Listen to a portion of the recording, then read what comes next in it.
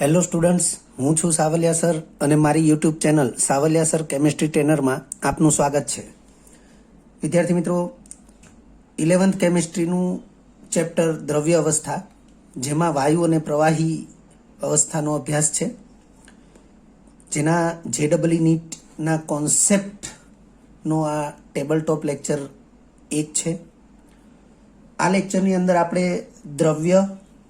દ્રવ્યની અવસ્થાઓ, જેમાં ખાસ કરીને ઘન, પ્રવાહી અને વાયુ, તેમજ આંતરાણવીય આકર્ષણ બળો વિશે અભ્યાસ કરીશું. તો શરૂઆત કરીએ. સૌથી પહેલું ટાઇટલ જોઈ રહ્યા છો, દ્રવ્ય. બે મૂળભૂત લાક્ષણિકતાઓ ધરાવે છે. આમ તો વિદ્યાર્થી મિત્રો, દ્રવ્યની જે વ્યાખ્યા છે એ વ્યાખ્યાની અંદર આ બંને લાક્ષણિકતાઓનો ઉલ્લેખ થાય જ છે. જે જગ્યા રોકે છે અને દળ ધરાવે છે તેને દ્રવ્ય કહે છે. આ દ્રવ્યની વ્યાખ્યા છે. ફરીથી, જે જગ્યા રોકે છે અને દળ ધરાવે છે તેને દ્રવ્ય કહે છે.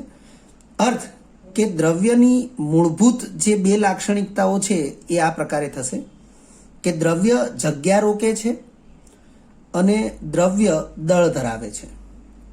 હવે અન્ય બાબતોનો વિચાર કરીએ તો દ્રવ્ય એ તમે નરી આંખે જોઈ પણ શકો, ન પણ જોઈ શકો.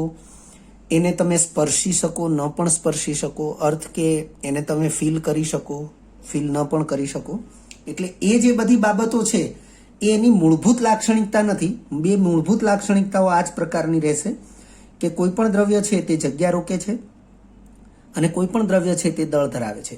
એટલે એવું જે કંઈ પણ છે કે જે જગ્યા રોકે છે અને દળ ધરાવે છે તેને દ્રવ્ય કહે છે. ત્યારબાદ લખ્યું છે, દ્રવ્ય એ અણુ, પરમાણુ કે આયનોથી બનેલું હોય છે. એટલે કે દરેક દ્રવ્ય જે છે એને ઘટક કણો હોય છે અને એ ઘટક કણો તરીકે અણુ, પરમાણુ કે આયનો હોય છે.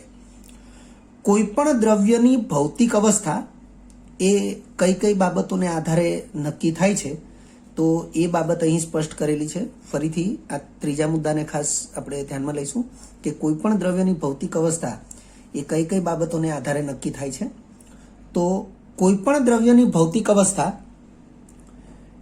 તેના તાપમાન, તેના દબાણ તેમજ તેના ઘટક કણો એટલે કે અણુ, પરમાણુ કે આયનો ની ગોઠવણી ઉપરાંત તેમાં હાજર આંતરાણવીય બળોના પ્રકાર અને તે બળોના પ્રમાણને આધારે નક્કી થાય છે. એટલે વિદ્યાર્થી મિત્રો, આમ જોઈએ તો 5 બાબત થઈ. પહેલી બાબત કે દ્રવ્યની ભૌતિક અવસ્થા એ દ્રવ્યના તાપમાનને આધારે નક્કી થાય છે. બીજી બાબત કે દ્રવ્યની ભૌતિક અવસ્થા એ દ્રવ્યના દબાણને આધારે નક્કી થાય છે. એટલે કે દ્રવ્ય ઉપર કેટલું દબાણ લાગુ પડે છે તેના આધારે નક્કી થાય છે.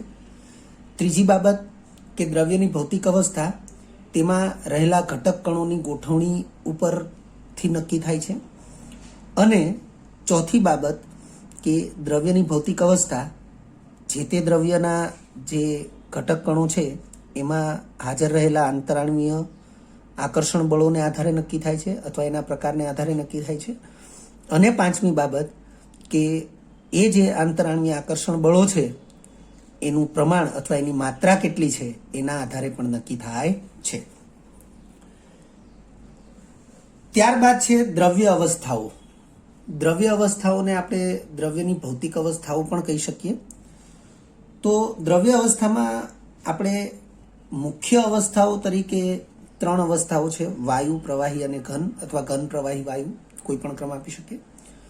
પરંતુ એ 3 મુખ્ય અવસ્થાઓ ઉપરાંત અન્ય અવસ્થાઓ જે છે એમાં ચોથા નંબરે છે બોઝ-આઇન્સ્ટાઇન કન્ડેન્સેટ, જેને BEC કહેવાય, અને 5મા નંબરે છે પ્લાઝ્મા.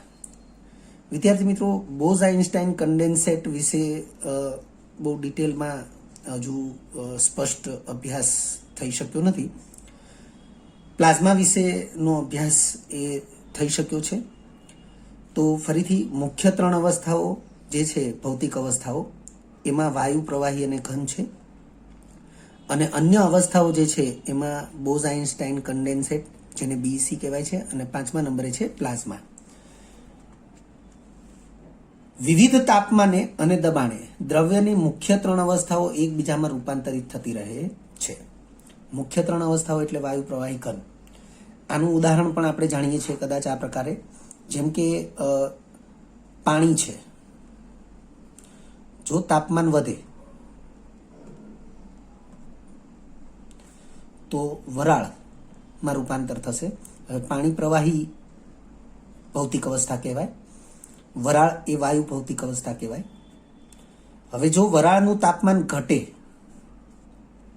એટલે એનાથી વિરુદ્ધ દિશાની પ્રક્રિયા, તાપમાન ઘટે તો પાણી બનશે, એટલે કે પ્રવાહી અવસ્થા પ્રાપ્ત થશે.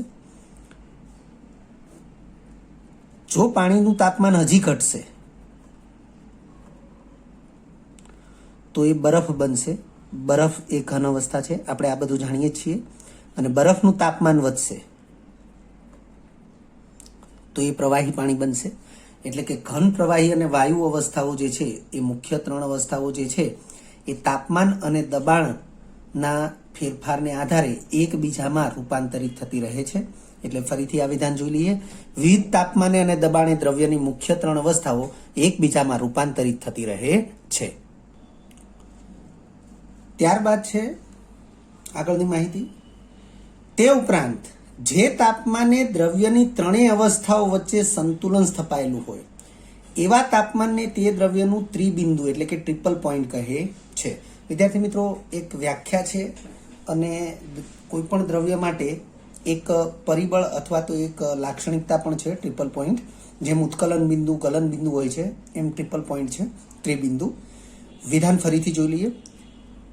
જે તાપમાને દ્રવ્યની 3 અવસ્થાઓ વચ્ચે સંતુલન સ્થપાયેલું હોય એવા તાપમાનને તે દ્રવ્યનું ત્રિબિંદુ એટલે કે ટ્રિપલ પોઈન્ટ કહે છે.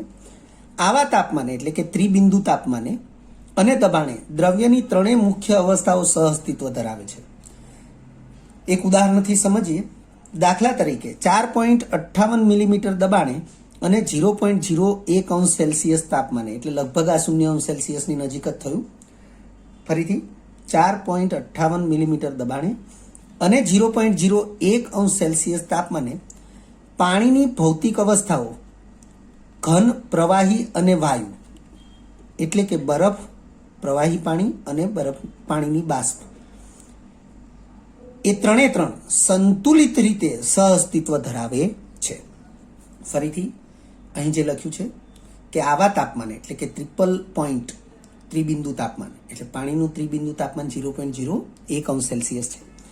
એટલે કે આવા તાપમાને અને દબાણે દ્રવ્યની 3 મુખ્ય અવસ્થાઓ સહઅસ્તિત્વ ધરાવે છે. જેમ કે પાણી માટે ઉદાહરણમાં આપણે એની ચર્ચા કરીએ છીએ કે 4.58 મિલીમીટર દબાણે અને 0.01 અંશ સેલ્સિયસ તાપમાને પાણીની ભૌતિક અવસ્થાઓ ઘન, પ્રવાહી અને વાયુ સંતુલિત રીતે સહઅસ્તિત્વ ધરાવે છે. પાણીની 3 અવસ્થાઓ જે છે એ 3 અવસ્થાઓ એ ત્યાં સમાન રીતે હાજર જોવા મળશે. પ્લાઝમા અવસ્થા વિશે આપણે થોડો અભ્યાસ કરીએ અથવા થોડું ધ્યાનમાં લઈએ. તો પ્લાઝમા અવસ્થા માટે કંઈક આ પ્રકારે લખી શકાય અથવા જાણી શકાય.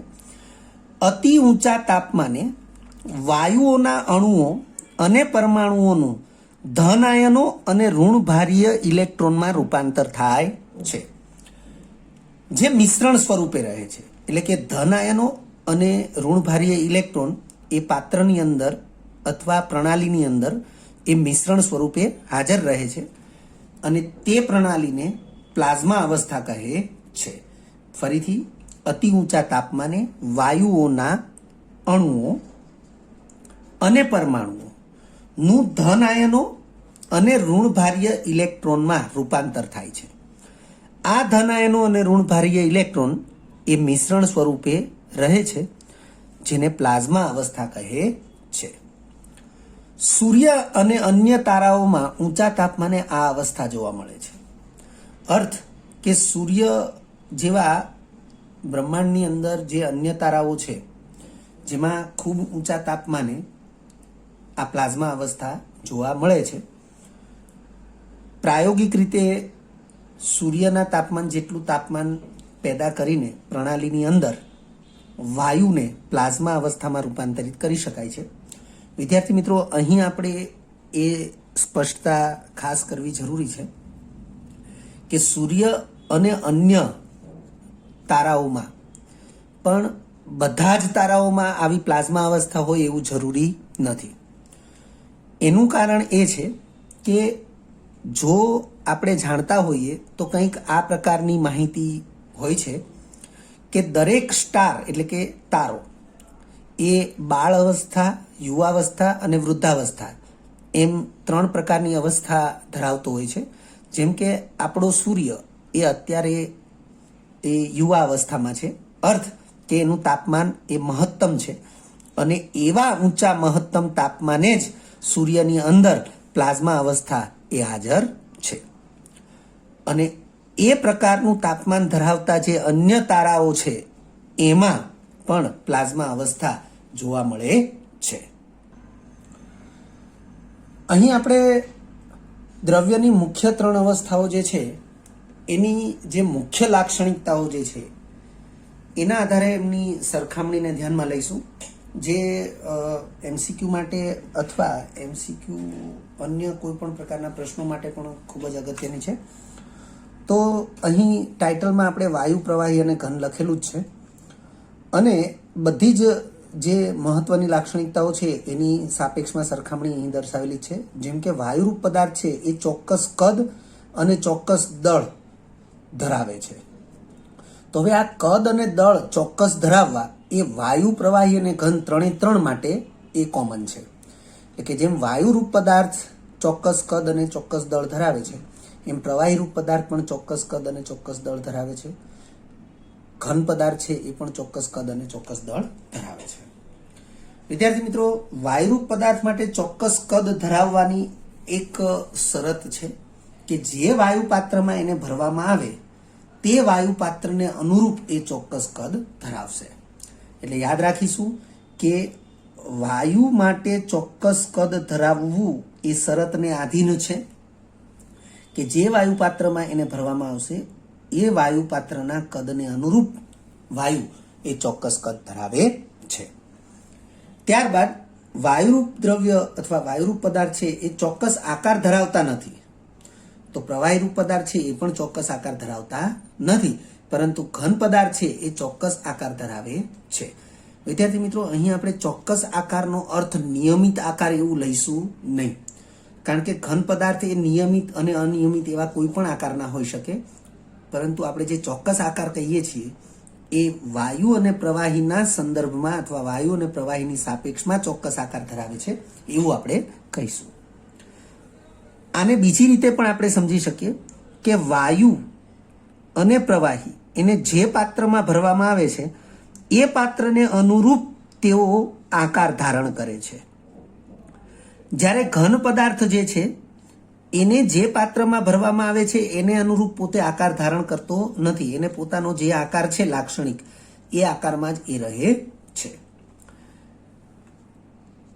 3જા નંબરે છે કે વાયુ કોઈ મુક્ત સપાટી કે પૃષ્ઠ ધરાવતો નથી. એટલે કે વાયુ કે જેને કોઈ મુક્ત સપાટી કે પૃષ્ઠ હોતું નથી. વિદ્યાર્થી મિત્રો, વાયુને આપણે હંમેશા બંધ હવાચુસ્ત વાયુ પાત્રમાં જ ભરતા હોઈએ છીએ અને એ બંધ હવાચુસ્ત વાયુ પાત્ર જે છે એની અંદર રહેલો વાયુ એને આપણે ડાયરેક્ટ સ્પર્શી શકતા નથી, એનો સ્પર્શ કરી શકતા નથી અને સ્પર્શ ન કરી શકીએ એટલે એને કોઈ મુક્ત સપાટી નથી. અને એ મુક્ત સપાટીને પૃષ્ઠ પણ કહે છે, એટલે એને કોઈ પૃષ્ઠ હોતું નથી. દાખલા તરીકે ફુગ્ગામાં ભરેલી હવા, તો ફુગ્ગાની સપાટીને સ્પર્શી શકાય પણ અંદરની હવાની સપાટીને સ્પર્શી શકાતી નથી. પ્રવાહી માટે ફક્ત એક જ મુક્ત સપાટી ધરાવે છે. તો વિદ્યાર્થી મિત્રો, આપણે ધારો કે એક જગમાં પાણી ભર્યું છે અથવા એક બીકરમાં પાણી ભર્યું છે, તો મુક્ત સપાટી એટલે કે બીકરની જે ખુલ્લી સપાટી છે જ્યાંથી પાણીને આપણે સ્પર્શી શકીએ છીએ એની મુક્ત સપાટી છે, એને પૃષ્ઠ પણ કહી શકાય. એટલે લખ્યું છે કે પ્રવાહી ફક્ત એક જ મુક્ત સપાટી ધરાવે છે. 3જા નંબરે છે ઘન પદાર્થ. તો ઘન પદાર્થની જેટલી સપાટી છે બધી જ સપાટી મુક્ત સપાટી છે અથવા બધી જ સપાટી એ પૃષ્ઠ તરીકે વર્તે છે. ત્યારબાદ 4થા નંબરે છે ઘટક કણો વચ્ચેનું અંતર, એટલે આપણે એને આંતર આણવીય અંતર કહેવાય. તો વાયુરૂપ પદાર્થ માટે ઘટક કણો વચ્ચેનું આંતરાણ્વીય આકર્ષણ, અંતર નથી, આકર્ષણ છે. તો આખું વિધાન ફરીથી જોઈ લઈએ કે વાયુરૂપ પદાર્થો માટે ઘટક કણો વચ્ચેનું આંતરાણ્વીય આકર્ષણ સાપેક્ષમાં સૌથી ઓછું હોય છે. પ્રવાહી રૂપ પદાર્થ માટે આંતરાણ્વીય આકર્ષણ એ વાયુની સાપેક્ષે વધુ પરંતુ ઘનની સાપેક્ષે ઓછું હોય છે. ઘન પદાર્થ માટે ઘટક કણો વચ્ચેનું આંતરાણ્વીય આકર્ષણ એ સાપેક્ષમાં સૌથી વધુ હોય છે. ફરીથી જોઈ લો, આંતરાણ્વીય આકર્ષણ સૌથી ઓછું છે એટલે ઘટક કણો એકબીજાથી દૂર દૂર રહે છે. આંતરાણ્વીય આકર્ષણ એ વાયુની સાપેક્ષે વધુ પરંતુ ઘનની સાપેક્ષે ઓછું છે એટલે વાયુની સાપેક્ષે ઘટક કણો નજીક નજીક હશે પ્રવાહીમાં, પરંતુ ઘનની સાપેક્ષે થોડા દૂર રહેશે. અને ઘન પદાર્થની અંદર આંતરાણ્વીય આકર્ષણ બળો એ સાપેક્ષમાં સૌથી વધુ હોય છે અને પરિણામે ઘન પદાર્થના ઘટક કણો એ એકબીજા સાથે એકદમ ચુસ્ત રીતે જકડાયેલા હોય છે. ત્યાર પછીનું વિધાન છે કે વાયુરૂપ દ્રવ્યમાં ઘટક કણો વચ્ચેનું અંતર એટલે કે આંતરાણ્વીય અંતર એ સાપેક્ષમાં સૌથી વધુ હોય છે, એટલે કે પ્રવાહી અને ઘનની સાપેક્ષમાં સૌથી વધુ હોય છે, જેનું મૂલ્ય આશરે આપણે લખ્યું છે 10⁻5 સેન્ટીમીટર કે તેથી વધુ પણ હોઈ શકે. પ્રવાહી રૂપ પદાર્થ જે છે એમાં આંતરાણ્વીય અંતર એ વાયુની સાપેક્ષે ઓછું પરંતુ ઘનની સાપેક્ષે વધુ હોય છે, જેનું મૂલ્ય આપણે 10⁻7 થી 10⁻6 સેન્ટીમીટરના વિસ્તારનું વિચારીએ છીએ. અને ઘન પદાર્થ કે જેમાં ઘટક કણો વચ્ચેનું આંતરાણ્વીય અંતર એ સાપેક્ષમાં સૌથી ઓછું એટલે કે 10⁻8 સેન્ટીમીટર કે તેથી ઓછું હોય છે. ત્યાર પછીનું વિધાન, તો વાયુરૂપ દ્રવ્ય અવસ્થા જે છે એમાં સાપેક્ષમાં વધુ દબનીય સ્વભાવ ધરાવે છે, એટલે કે એનું સંકોચન ખૂબ સારી રીતે નોંધનીય રીતે કરાવી શકાય છે. પ્રવાહી રૂપ દ્રવ્ય અવસ્થા છે ખૂબ જ થોડા એટલે કે અલ્પ દબનીય હોય છે, તેને દબાવી શકાતા નથી અથવા જો દબાવી શકાય તો ખૂબ જ ઓછી માત્રામાં દબાવી શકાય છે. એક અભ્યાસ આવો છે કે 20°C તાપમાને જો પાણી ઉપર 1000 બાર દબાણ લાગુ પાડવામાં આવે તો કદમાં 4%નો ઘટાડો થાય છે. હવે જો એ બાબત ફરીથી હું બોલું છું કે પાણી 20°C તાપમાને પાણી ઉપર 1000 બાર દબાણ લાગુ પાડવામાં આવે તો પાણીના કદમાં 4% ઘટાડો થાય છે. અર્થ કે 1000 બાર દબાણની સાપેક્ષે પાણીના કદમાં થયેલો 4%નો ઘટાડો એ ખૂબ જ થોડો ઘટાડો કહેવાય અને તે સંદર્ભમાં આપણે કહી શકીએ કે પ્રવાહી એ ખૂબ થોડા દબનીય હોય છે. એ જ રીતે ઘન પદાર્થો અદબનીય છે, એનું સંકોચન બિલકુલ શક્ય નથી. હવે આવું શા માટે થાય છે તો એનો ઉકેલ એ આગળ અભ્યાસમાં આપણે જોઈ રહ્યા છીએ. ત્યાર પછીનું વિધાન છે, ઘટક કણો ખૂબ જ વધુ અસ્તવ્યસ્ત ગતિશીલ હોય છે. વાયુરૂપ દ્રવ્ય અવસ્થા જે છે એમાં ઘટક કણો ખૂબ જ વધુ પ્રમાણમાં અસ્તવ્યસ્ત ગતિશીલ હોય છે. પ્રવાહી રૂપ પદાર્થ તો એમાં ઘટક કણોની ગતિ એ વાયુની સાપેક્ષે ઓછી હોય છે પરંતુ ઘનની સાપેક્ષે વધુ હોય છે. ઘન પદાર્થની અંદર ઘટક કણો એ ગતિશીલ હોતા નથી, એટલે સ્થાન ફેરફાર થઈ જાય એ પ્રકારે ગતિશીલ હોતા નથી પરંતુ કંપન અને દોલન કરે છે. એટલે કે ઘન પદાર્થોની અંદર જે ઘટક કણો છે એ ઘટક કણો જે તે સ્થાન પોતાના નિશ્ચિત સ્થાનની આસપાસ કંપન કે દોલન કરતા હોય છે, પરંતુ પોતાનું સ્થાન બદલીને બીજા સ્થાને આપમેળે જતા રહે એ પ્રકારની ગતિશીલતા ધરાવતા હોતા નથી. ત્યાર પછીનું વિધાન છે વાયુરૂપ દ્રવ્ય અવસ્થા માટે. તો વાયુરૂપ દ્રવ્ય અવસ્થા એ સાપેક્ષમાં ખૂબ ઓછી ઘનતા ધરાવે છે. પ્રવાહી રૂપ દ્રવ્ય અવસ્થા એ સાપેક્ષમાં મધ્યમ કે તેથી ઊંચી ઘનતા ધરાવે છે અને ઘન દ્રવ્ય અવસ્થા એ સાપેક્ષમાં સૌથી વધુ ઘનતા ધરાવે છે. વિદ્યાર્થી મિત્રો, આ બાબત જે લખી છે એ સાપેક્ષીય રીતે લખી છે. આમાં અપવાદ હોઈ શકે, જેમ કે નિયત તાપમાને 0 થી 4 અંશ સેલ્સિયસ તાપમાને પાણી લઈએ તો પાણી એટલે પ્રવાહી થયું, અને બરફ લઈએ તો ઘન થયું. તો 0 થી 4 અંશ સેલ્સિયસ તાપમાને પાણીની સાપેક્ષે તેમાંથી બનેલા બરફની ઘનતા ઓછી હોય છે. એટલે આ જે વિધાન છે ઘનતાના સંદર્ભમાં, એ ક્યાંક કેટલાક દ્રવ્યો માટે એ અપવાદરૂપ પણ છે, પરંતુ સાર્વત્રિક રીતે સાપેક્ષીય રીતે આ વિધાનને આપણે જાણવું જરૂરી છે. ત્યાર પછીનું વિધાન કે વાયુરૂપ દ્રવ્ય અવસ્થા જે છે એમાં ઉષ્મીય પ્રસરણ ઘણું વધારે હોય છે. પ્રવાહીરૂપ દ્રવ્ય અવસ્થા એમાં ઉષ્મીય પ્રસરણ મધ્યમ હોય છે, એટલે કે વાયુની સાપેક્ષે ઓછું અને ઘનની સાપેક્ષે વધુ.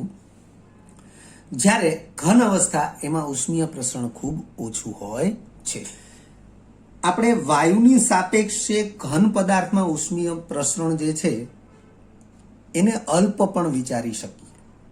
એટલે ફરીથી જોઈ લઈએ કે વાયુરૂપ દ્રવ્ય અવસ્થા એમાં ઉષ્મીય પ્રસરણ ઘણું વધારે હોય છે, પ્રવાહીમાં ઉષ્મીય પ્રસરણ મધ્યમ હોય છે, જ્યારે ઘનમાં ઉષ્મીય પ્રસરણ ખૂબ ઓછું હોય છે. ત્યારબાદ આંતરાણ્વીય આકર્ષણ બળો. તો આંતરાણ્વીય આકર્ષણ બળો રજૂ કરનાર વૈજ્ઞાનિક છે જોહાનિસ વાન ડર વાલ્સ, અને તેથી આંતરાણ્વીય આકર્ષણ બળોને એ વાન ડર વાલ્સ બળો તરીકે પણ ઓળખવામાં આવે છે. વાન ડર વાલ્સ નામના વૈજ્ઞાનિકને આવા આંતરાણ્વીય આકર્ષણ બળો વિશે ખ્યાલ કેવી રીતે આવ્યો? એટલે અહીં લખ્યું છે કે આંતરાણ્વીય આકર્ષણ બળોના ખ્યાલનો ઉદ્ભવ કેવી રીતે થયો? તો વાયુની આદર્શ વર્તણૂકથી વિચલન સ્થિતિને સમજાવવા માટે વાન ડર વાલ્સે પ્રયાસ કર્યો, અને એ સમજૂતી આપવા માટે તેણે આંતરાણ્વીય આકર્ષણ બળોનો ખ્યાલ આપ્યો. આંતરાણ્વીય આકર્ષણ બળોની લાક્ષણિકતાઓ અહીં આપણે લખી છે, ખૂબ ધ્યાનમાં રાખવા જેવી છે, મહત્વની લાક્ષણિકતાઓ છે. પહેલું વિધાન છે આંતરાણ્વીય આકર્ષણ બળો અતિ નિર્બળ પ્રકારના આકર્ષણ બળો છે, તેથી અન્ય પ્રબળ બળોની અસર હેઠળ ઢંકાયેલા રહે છે. વિદ્યાર્થી મિત્રો, આ જે પ્રબળ બળો છે એ રાસાયણિક બળો છે એવું આપણે ધ્યાનમાં રાખીશું. એટલે ફરીથી આંતરાણ્વીય આકર્ષણ બળો એ અતિ નિર્બળ પ્રકારના આકર્ષણ બળો છે, તેથી અન્ય પ્રબળ બળોની અસર હેઠળ ઢંકાયેલા રહે છે. ત્યાર પછીનું વિધાન, અન્ય કોઈ રાસાયણિક આકર્ષણ બળો વડે આવા આંતરાણ્વીય આકર્ષણ બળોને સમજાવી શકાતા નથી અથવા સમજી શકાતા નથી. ફરીથી, અન્ય કોઈ પણ પ્રકારના રાસાયણિક આકર્ષણ બળો, જેમ કે સહસંયોજક પ્રકારનું રાસાયણિક આકર્ષણ બળ છે, આયનીય પ્રકારનું રાસાયણિક આકર્ષણ બળ છે, સવર્ગ સહસંયોજક પ્રકારનું રાસાયણિક આકર્ષણ બળ છે, આવા અન્ય કોઈ પણ રાસાયણિક આકર્ષણ બળો વડે આ આંતરાણ્વીય આકર્ષણ બળોને સમજાવી શકાતા નથી અથવા સમજી શકાતા નથી. ત્યાર પછીની લાક્ષણિકતા છે કે આંતરાણ્વીય આકર્ષણ બળો સાર્વત્રિક છે. એટલે લખ્યું છે તેઓ સાર્વત્રિક છે, એટલે કે તમામ પ્રકારના પદાર્થો, ચાહે આયનીય પદાર્થો હોય, સહસંયોજક પદાર્થો હોય, સંયોજન હોય, મિશ્રણ હોય, તત્વ હોય, ગમે તે પ્રકારના પદાર્થો હોય તેમાં એ હાજર હોય છે. તેમજ તમામ ભૌતિક અવસ્થાઓમાં પણ હાજર હોય છે. એટલે કે ઘન, પ્રવાહી, વાયુ, તમામ પ્રકારની ભૌતિક અવસ્થાઓમાં પણ આવા આંતરાણ્વીય આકર્ષણ બળો હાજર હોય છે. પરંતુ આવા આંતરાણ્વીય આકર્ષણ બળોની સમજ એ સામાન્ય રીતે વાયુ અવસ્થામાં ખૂબ જ સરળતાથી મેળવી શકાય છે. ત્યાર પછીની લાક્ષણિકતા છે 4.5 એંગસ્ટ્રોમ કે તેથી ઓછા અંતરે આવા બળો પ્રવર્તે છે. 4.5 એંગસ્ટ્રોમથી વધુ અંતરે આવા બળો પ્રવર્તતા નથી. ત્યાર પછીની લાક્ષણિકતા છે ઉર્જા મૂલ્ય, એટલે કે આંતરાણ્વીય આકર્ષણ બળો, જેને આપણે વાન ડર વાલ્સ બળો તરીકે ઓળખીએ છીએ, તેનું ઉર્જા મૂલ્ય 10 કિલો કેલરી પ્રતિ મોલ જેટલું ઓછું હોય છે, જે ખૂબ જ ઓછું મૂલ્ય કહેવાય. એટલે આવું મૂલ્ય એ સરળતાથી આપણે નોંધી શકતા નથી અથવા ફીલ કરી શકતા નથી. આંતરાણ્વીય આકર્ષણ બળો એ પદાર્થના ભૌતિક ગુણધર્મો જેવા કે ગલન બિંદુ અને ઉત્કલન બિંદુ તેમજ પદાર્થની ભૌતિક અવસ્થાને અસર કરે છે. એટલે લખ્યું છે કે પદાર્થના ભૌતિક ગુણધર્મો જેવા કે ગલનબિંદુ અને ઉત્કલન બિંદુ તેમજ પદાર્થની ભૌતિક અવસ્થાને આ બળો અસર કરે છે. જો આંતરઆણ્વીય આકર્ષણ બળો પ્રબળ હોય તો પદાર્થની ભૌતિક અવસ્થા ઘન થશે. જો આંતરઆણ્વીય આકર્ષણ બળો ખૂબ જ નિર્બળ હોય તો પદાર્થની ભૌતિક અવસ્થા એ વાયુ થશે. અને જો આંતરઆણ્વીય આકર્ષણ બળો એ મધ્યમ કક્ષાના હોય તો પદાર્થની ભૌતિક અવસ્થા પ્રવાહી થશે, જે હમણાં આપણે કોષ્ટકમાં જોઈ ચૂક્યા છીએ. આંતરઆણ્વીય આકર્ષણ બળોને અસર કરનારા પરિબળો અથવા વાન્ડરવાલ્સ બળોને અસર કરનારા પરિબળો. તો વિધાન લખ્યું છે કે આંતરઆણ્વીય આકર્ષણ બળો ઉપર નીચે મુજબના પરિબળો અસર કરે છે. 4 પરિબળો છે, એ 4 પરિબળો યાદ રાખવા જરૂરી છે. અણુનો આકાર અથવા કદ. વિદ્યાર્થી મિત્રો, અણુનો આકાર અથવા કદ, કારણ કે અણુના આકાર મુજબ અથવા કદ મુજબ અણુ પાસે સપાટીઓ હશે અને સપાટીઓ એ સંપર્ક સપાટીઓ કહેવાય. એટલે અહીંયા ત્રીજા નંબરનું જે પરિબળ લખ્યું છે એ પહેલા નંબરના પરિબળ સાથે એ સમપરિબળ છે એવું પણ કહી શકાય. બીજા નંબરનું પરિબળ છે અણુમાં રહેલા ઇલેક્ટ્રોનની સંખ્યા. વિદ્યાર્થી મિત્રો, અણુમાં રહેલા ઇલેક્ટ્રોનની સંખ્યા એટલે વાસ્તવમાં અણુમાં જેટલા ઇલેક્ટ્રોન હશે એને અનુરૂપ અણુની સપાટી પર ઇલેક્ટ્રોન હશે.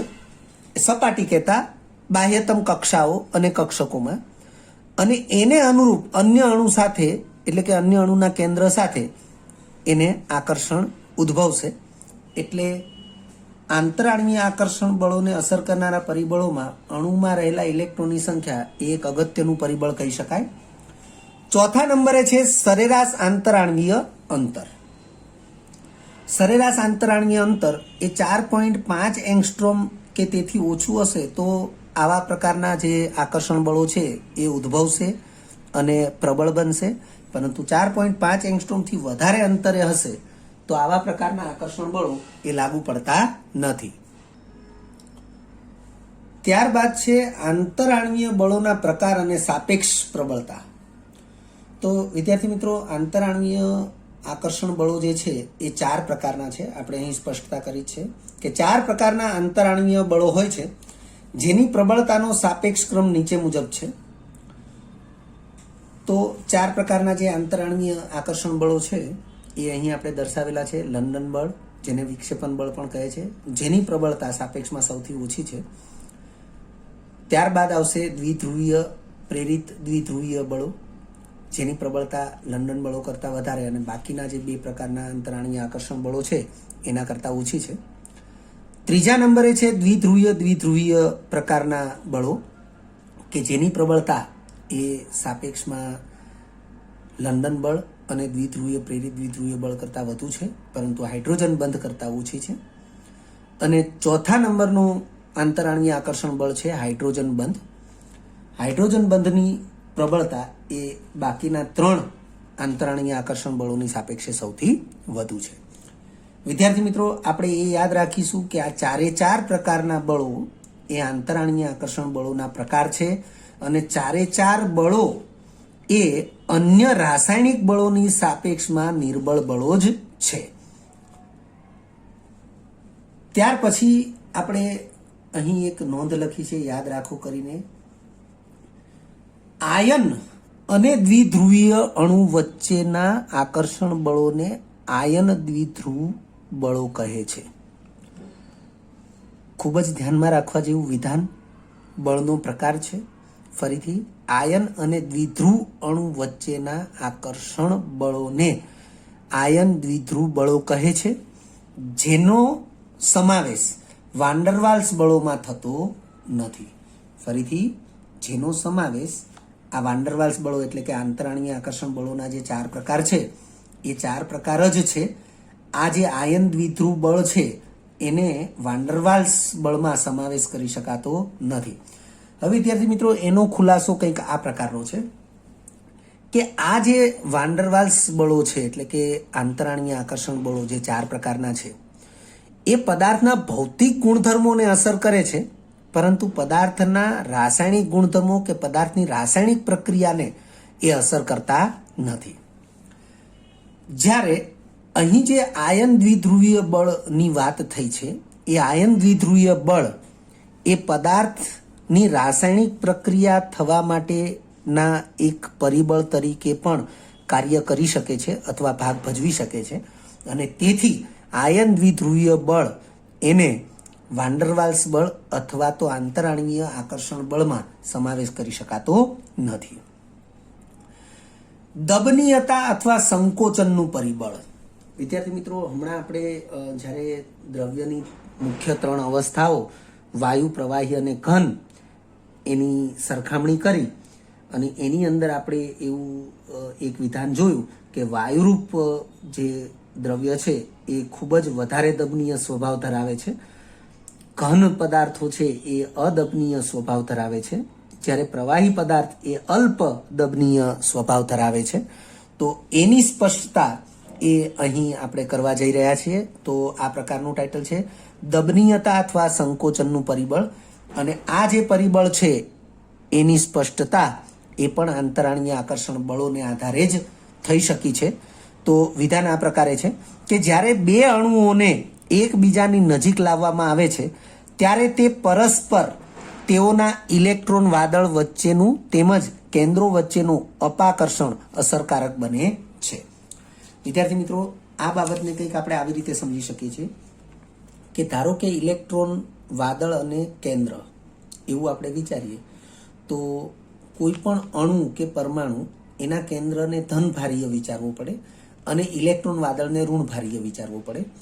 અને એ જ પ્રમાણે સમાન પ્રકારનો કે ભિન્ન પ્રકારનો અન્ય અણુ કે પરમાણુ તો એનું કેન્દ્ર પણ ધનભારીય હોય અને ઇલેક્ટ્રોન વાદળ ઋણભારીય હોય.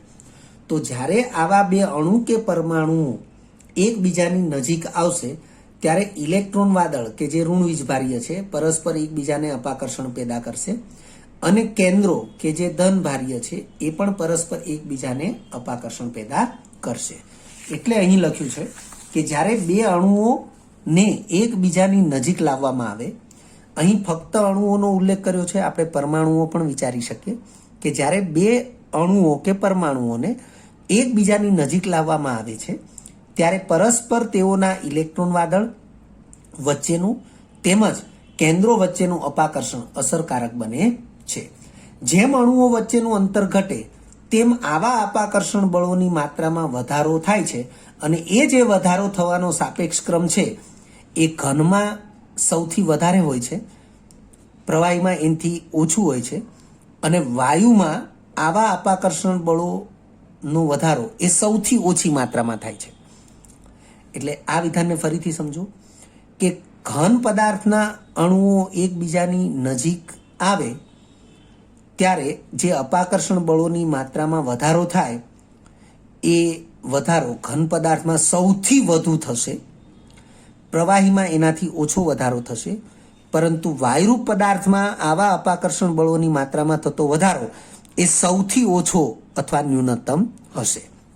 તમે જોઈ શકો છો અહીંયા ગ્રેટર ધેનની નિશાની છે, જ્યારે અહીં ડબલ ગ્રેટર ધેન એટલે કે ગ્રેટર ધેનની નિશાની છે મુજબ હોય છે. ફરીથી વિધાનને જોઈ લઈએ. જેમ અણુઓ વચ્ચેનું અંતર ઘટે તેમ આવા અપાકર્ષણ બળોની માત્રામાં વધારો થવાનો સાપેક્ષ ક્રમ ઘન ગ્રેટર ધેન પ્રવાહી ગ્રેટર ધેન વાયુ મુજબ હોય છે.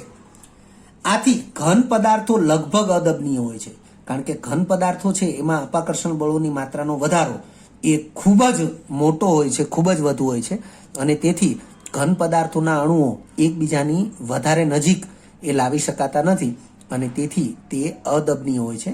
જ્યારે પ્રવાહી પદાર્થો ખૂબ જ ઓછા દબનીય છે, કારણ કે પ્રવાહી પદાર્થો છે એની અંદર ઘટક કણો અથવા અણુઓ એના અપાકર્ષણ બળોની માત્રામાં થતો વધારો એ ઘનની સાપેક્ષે ઓછો છે, જ્યારે વાયુની સાપેક્ષે ઘણો વધારે છે.